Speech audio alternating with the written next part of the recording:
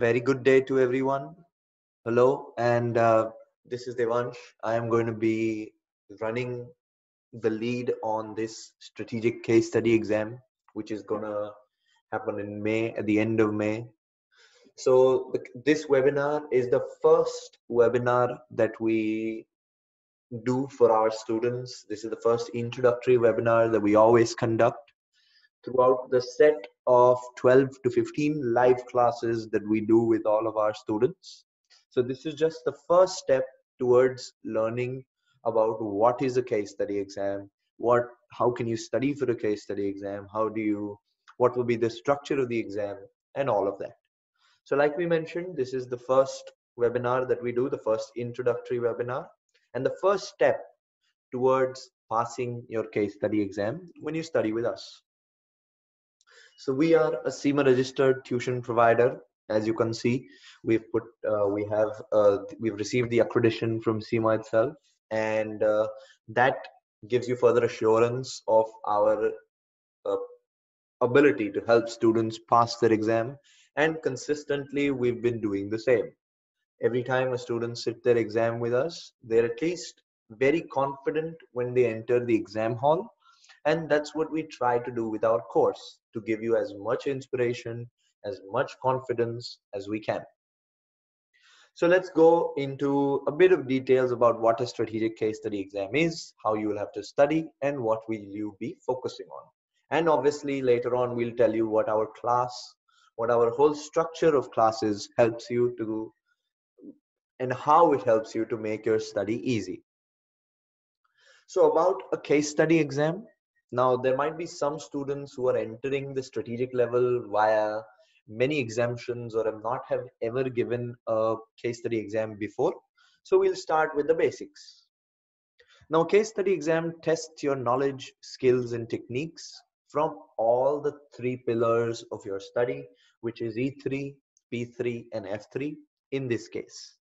So as I mentioned, it will be necessary for you to gather skills, even if you are coming in from the exemptions route, a little bit of brief knowledge, just so you can, give them good technical answers as well where needed, will be important in the case study exam.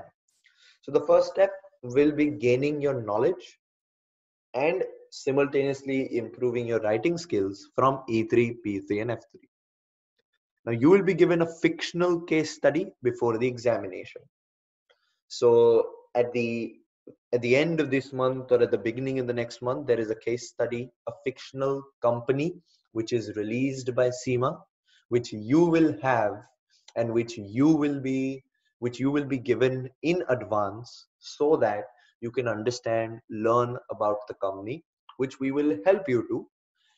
And your exam questions will be based on this company, whatever company CIMA comes up with. So like we mentioned, candidates are given a fictional case study. It will be a 20 to 25 page document just explaining what the company is, its financials, what the company is doing. You'll have to study all of that with our help. We'll make it very easy, very illustrative, very diagrammatic for you, so that you can remember it in an easy way.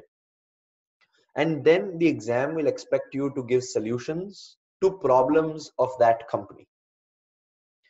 And obviously, to provide solutions, you will need the knowledge and the skills which you will acquire in the meantime while doing our course, and continuously revising your E3, P3, and F3 with the help of our notes which we give. The case study exam mimics a role in the real work-life scenario. All you have to do is think of yourself as a manager at that company. And I'm sure that everybody who's at the strategic level has either worked a couple years or more than that. I've had students who've had 10, 15 years of experience as well. So all you have to do is think of yourself as working for that company, and what would you do? What would be your suggestion, your solution? The strategic case study exam simulates the role of a senior finance manager. And our major motivation is, when you complete this exam, when you pass this exam, you will be awarded the prestigious CIMA CGMA designation. So that's what we are working towards. Now, introduction to the exam. So as we mentioned, you will need knowledge from E3, P3 and F3, which we will help you gain, which we will give you notes for, and which we will explain to you with the help of our core area explanations as well.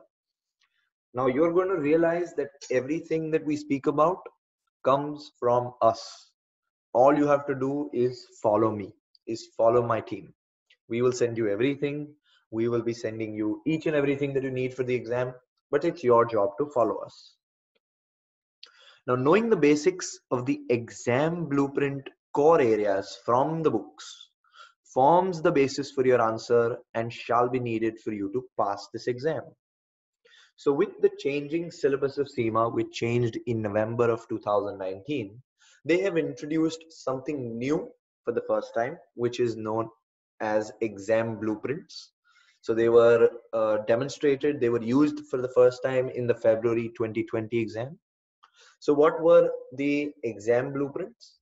Now, exam blueprints are just a list of topics which are given by CIMA in the form of I can statements, which will help you revise topics from your E3, P3, and F3 manual. It's not anything which is a game changer. It's just that it will help you to now focus on the core areas rather than you having to study everything, which was the case before. Now, you might realize that, okay, there are only 25 topics in the core areas. Yes, that's right. But each of those core topics are very vast. They're quite open-ended. There can be many, many broad areas that you can expand on. So like I said, it's not a game changer, but it only gives you a checklist that you can follow on. More on the blueprints will be discussed at a later stage. Now, exam facts. In your exam, you will be given 3 questions and a total time of 3 hours. So each question is given 60 minutes. Now, each question will have multiple tasks that you will have to solve in those 60 minutes. Say you will have 2 things to write or 3 things to write. Explain advantages, disadvantages. So all these 3 things have to be done in the 60 minutes. Once the 60 minutes are up, question number 1 automatically goes away. It's automatically submitted. You cannot check, go back, or look at the answer again. So when you start your exam, your time starts elapsing from 60 minutes. It becomes 59:59, 59:58, and goes down. As soon as those 60 minutes are up, question number 1 is submitted.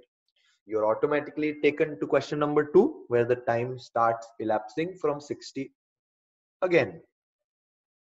So as soon as the examination starts, you need to know how to read a question, what to read in a question. You need to know planning. You need to have good writing skills, and you need to have the knowledge. Now, all of these 5 things can only be given to you, or you can only exhibit if and only if you have practiced a whole lot of stuff before you enter the examination hall. And that is what our whole course helps you to do. It will definitely help you to gain an understanding of what you're supposed to do, and you will be prepared before you enter the exam hall. So that was about the exam. Now there are some case study updates in the new syllabus. Like we mentioned earlier, it was called the integrated case study exam. Now it's not called the integrated case study exam, which means earlier there were a set number of marks which were put aside just for you if you were able to connect E3, P3, and F3 knowledge. For example, let's say you're writing something on the Porter's value chain. So you're explaining what adds value, what does not add value, and you decided to use the Porter's value chain for a very simple example. Now, at the end or somewhere in your answer, if you were to link it to, anything such as, keeping employees happy with the help of share-based payments, or keeping employees happy with whatever, just mentioning anything from P3 or mentioning anything from F3 can help you gain those extra integration marks. So what I'm saying is earlier on, there were a set number of integration marks which were put aside if, and you would only gain them if you were to link E3, P3 and F3. But now you don't have to do that because the exam blueprints which have been given by CIMA are integrative themselves and they cover different syllabus areas. So you don't have to consciously merge in E3, P3 and F3 because the blueprints do that by themselves. So you will not be given any extra marks if you were to consciously merge E3, P3 and F3 or integrate them in your answers. I'm not saying you can't do it. You can do it, but you won't be getting the extra marks for that. Now the marking process has also changed a little bit. There are indicative markings, there are indicative timings given for each section as well, which I'll show you. There are exam blueprints in the form of I can statements, which we've spoken about largely. Now moving on to the role of a finance manager. So like we learned in the strategic case study exam, CIMA asks you to follow the role of a senior finance manager. So what does a senior finance manager do? What is his job? What is his role? Now, a senior finance manager always looks at the distance future. He's always looking at the future. So he is looking at a time scale of more than 5 years. Whenever he suggests something, he's always going to be looking for a strategy. He's always going to be looking at the future. So senior finance manager advises the organization's leaders in the development of a business strategy and to create value, which is required in evaluating strategic options, paying due attention to the organization's ecosystem, which means the external environment. So you're advising the leaders, you are looking at risk management, duty to advise on issues of corporate governance. The important element of a finance manager's job is frequently involved in the evaluation of the control environment. So internal audit. So we learned 4 things until now. He advises the organization's leaders. He looks at risk management. He looks at corporate governance. He looks at internal audit. Then support in decision making, the business case for digitization, and the manner in which the entity creates partnerships. So how you are including digitization, which is the new 2019 syllabus, which is in your E3 and P3 syllabus. The senior finance manager advises on matters that involve judgment that may have a significant effect on stakeholders. So this is ethics. This is professionalism that you got to maintain. So as you can see, the role of a senior finance manager is pretty broad. He looks at many different areas. And if you look at his role, if you look at his job is mainly surrounding the learnings that you will make in your E3, P3 and F3 syllabus. So that is why we say that the starting point for any case study exam has to be your E3, P3, F3 notes, which we will give you with the help of the core areas that we will explain to you. And then you start improving your writing skills on how to approach a case study exam, what should be an answer, how do I write a detailed answer, and all of that. So now coming to the I can statements and the blueprints, which I have been repeating many, many times. Now there are 5 core areas which you have been given by CIMA to focus on as part of your strategic case study exam, which is on your screen now. The first core activity given is developing business strategy. So these 5, according to CIMA, are the major roles of a senior finance manager. His first job, they say, is developing business strategy. So CIMA says that if a senior finance manager has to develop a business strategy, he should be able to evaluate strategic options. So what are strategic options? If you've studied your E3, P3, F3 syllabus, you know that to look at various strategic options, you can either use the ANSOX matrix, You can either use, when you want to decide on strategies, which is the second part, you can use the SAF model, the SFA model. If you want to look at acquisitions and divestments, you look at your P3 studies, F3 studies. If you want to look at opportunities and threats, you talk about SWOT analysis, which is E3 studies. So as you can see, each of these I can statements, each of these points given, take you back to a topic in E3, P3 or F3, which we will provide to you in an explanatory form. So you don't have to go here, there and everywhere.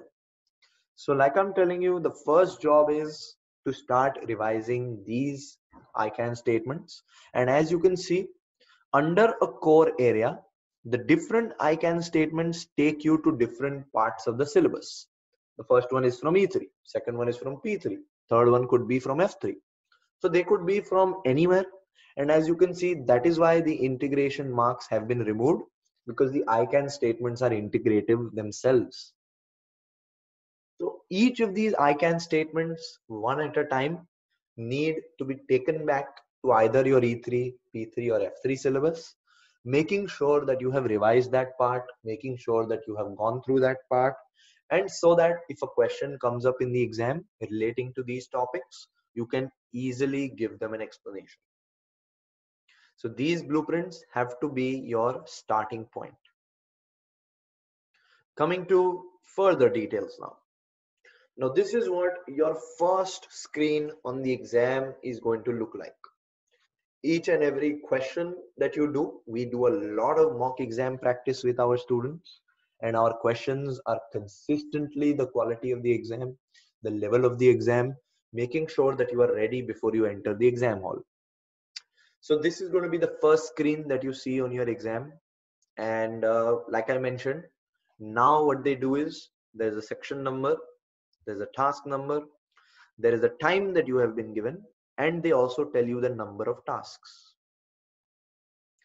Plus, something new that they have improved for the students is the percentage of time that each student must spend on the tasks. Now, what happens in a CIMA exam? Let me tell you. So every CIMA exam is marked out of 100. The case study exam is marked out of 100. So if it's marked out of 100, you get a score out of 150. Finally, you need to get an 80 out of 150 to pass. So you might be wondering, if it's marked out of 100, why is my total score out of 150? The reason that this is because the difficulty of each paper. Now for every CIMA case study exam, there are 4 variants which are created. Now each variant is a different exam. So if you take the strategic case study today, and if I take it tomorrow, we both may get different exams. So each of those exams are of a different difficulty. Let's say your exam was a little bit more difficult than mine. So to even up the level, to even up the playing field, CIMA applies a weightage at the end of the marking. So after you receive, let's say 60 out of 100, a weightage is applied to your score, and your final score will be out of 150. So like we mentioned, whatever score you get is then scaled up, is then weighted out of 150, and you need a minimum 80 to pass. Now I just gave you a little bit more detail than is needed for students, but it's important for us to give. Now to why this is important. So like we mentioned, the exam is out of 100 marks. So if it's out of 100 marks and there are 3 questions, I say each question is worth 33 marks, right? So if each question is worth 33 marks, and the first section, let me mention over here that this is 33, this is 33, and this is 34, for example, to make it an even 100. Now CIMA says that if you write one well explained, detailed point, you get 2 marks. Okay. So in question number 1, For task number A, it's 40% importance.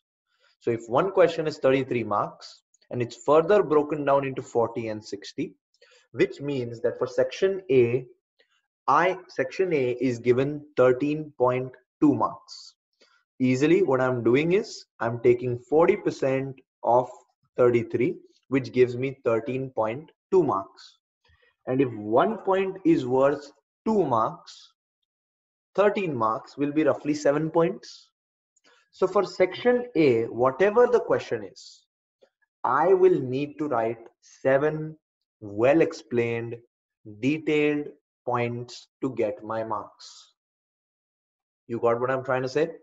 So with these indicative percentages, you have the opportunity to understand how much you are supposed to write for each section.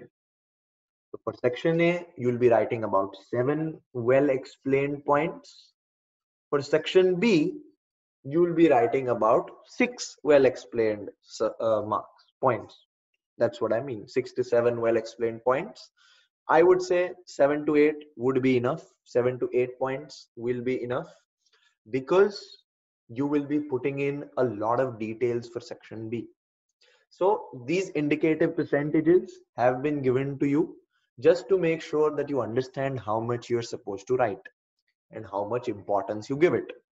So if you don't want to do these technicalities, what I always try to do is, whenever we write answers in our class for my students, I always tell them, when you write it on a normal Word file, write about 2.5 to 3 pages. If you're writing 2.5 to 3 pages on a normal Word file, you're automatically doing all of this. You don't need to sit over there calculating the technicalities. But some of our students like to be specific. So you know that for section A, I write 7 points. Section B, I write 9 points. My job will be done. So as long as you explain it, as long as you use these percentages, you will be giving them what they want, but they need to be detailed, they need to be explanatory. Now, as you will see over here is what an actual question looks like. So in the first part of the question, they give you a little bit of a scenario that we have decided to do blah, blah, blah. I need your help on significant risks. As you can see, it's been given 50% importance. And second one is also any lessons that we learn. Section B is also given 50%. So you know that I need to be equally responsible when I write both sections. 8 points on each should be enough, because you're giving it equal importance. I always say that if they ask for 7 points, write one more. If you write one more, you are just being safe. So always figure out what part of the question is important, and obviously you'll have to give them a little bit more detail on that. So this is what your first screen is going to look like. This is what an exam question looks like. And everything that you practice with us is going to be in the same format, is going to be exactly like the exam. You don't have to worry about that.